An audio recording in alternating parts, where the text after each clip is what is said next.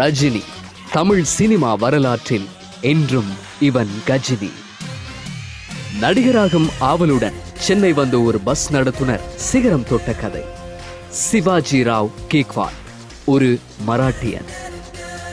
கருப்பு வெள்ளை காலத்திலிருந்து 3D யுகம் வரை 62 வயதிலும் தளராத நம்பிக்கையுடன் பல கோடி இதயங்களை கொள்ளை கொண்ட சூப்பர் ஸ்டார் ரஜினிக்கு வர்ணம் தொலைக்காட்சியின் இனிய பிறந்தநாள் வாழ்த்துக்கள்.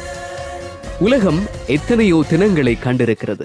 ஆனால் இன்று இது போல ஒரு தினத்தை பல 100 ஆண்டுகளுக்கு பிறகுதான் நாம் மீண்டும் எதிர்பார்க்க முடியும். இந்த நாளில் பிறந்த நாள் கொண்டாடும் சூப்பர் ஸ்டார் ரஜினிகாந்த் 1950ஆம் ஆண்டு டிசம்பர் 12ஆம் தேதி பிறந்தார். பல இடங்களில் பணிபுரிந்தவர் இறுதியில் பஸ் நடத்துனராக பணிபுரிய தொடங்கினார். அன்று அவருக்கு தெரியவில்லை, மற்றவர்களுக்காக விசிலடிக்கும் தனக்கு உலகமே விசிலடிக்கப் போகிறது என்று. ரஜினியின் நடிப்புக்கு கிடைத்த வரவேற்பை பார்த்த நண்பன் ராஜ் பக்தூர் ரஜினியை திரைப்படக் கல்லூரியில் சேர்த்து விட்டார்.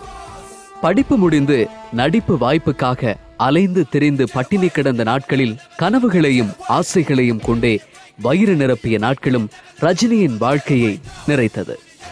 சினிமாவில் நடிக்க அழகும் வசீகர தோற்றமும் தகுதியாக கருதப்பட்ட காலத்தில் கருப்பு நிறமுடைய ஒல்லியான தேகமும் சிறிய கண்களும் கூரான மூக்கும் பரட்டை தலையும் கொண்ட ரஜினி சினிமாவில் நடிக்க ஆசைப்பட்டார்.